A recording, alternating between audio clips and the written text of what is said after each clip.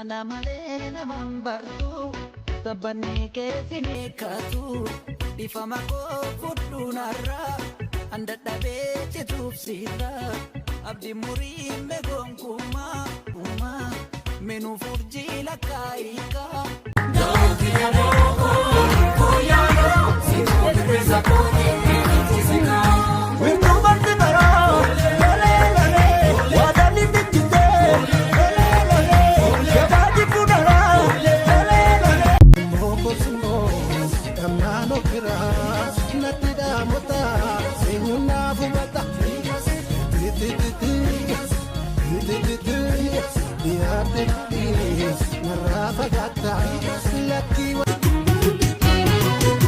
Surree kaaraasanii faashinii haaraasanii surree kaaraasanii bagadidee faaraasanii farsoo shiikuu shidaa jaalachee je'atalaanii coogaarii sanaa amala dhoowwe taphasaanii badda shaamaa jallisii babiidhaa ishee na shaboo inni dimamiidha yaa imaamaa durbiira mootee surree kaaraa gidduutti gootee kutaa uffannaa maalina galaanii jaalattu kunoo jibbitu nagaanii jaalattu kunoo jibbitu nagaanii jaalattu kunoo jibbitu nagaanii jaalattu kunoo jibbitu nagaanii.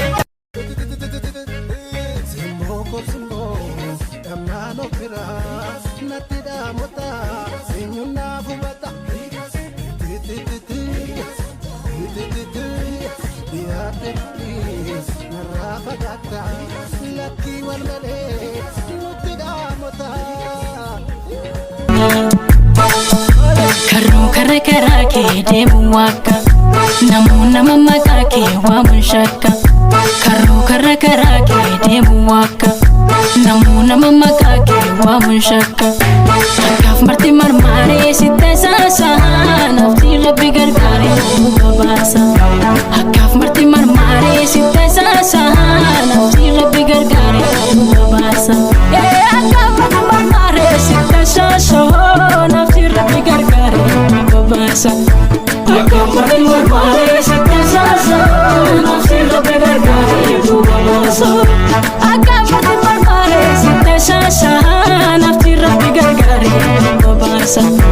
Akkaaf marti marmaaree sitte saasaa nafti rabbi gargaaree duuba baasa.